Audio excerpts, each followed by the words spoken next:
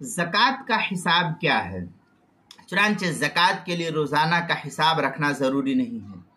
सिर्फ सालाना हिसाब करना ज़रूरी है। साल में चांद की एक तारीख इंसान मुकर्रर कर ले, मसलन यकुम रमज़ानुल मुबारक को मुकर्रर कर लिया जाए, जिसके लिए जैसी सहूलत है। मैं आपको एक मिसाल के तौर पर बतला रहा हूँ कि एक यकुम रमज़ान, पहली रमज़ान जिसको कहते हैं, पहला रोज़ा,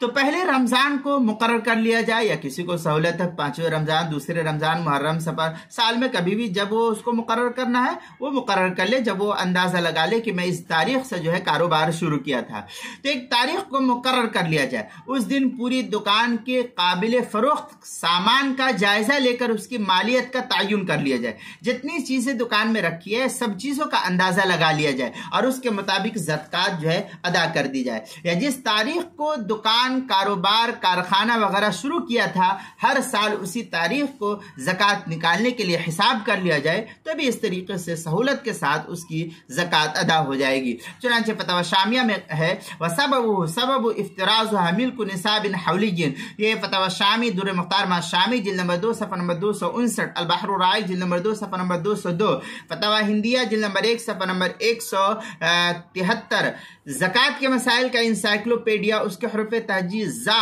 उन्वान है ज़कात का हिसाब, सफ़ा नंबर 204 पर इसको नकल किया गया है।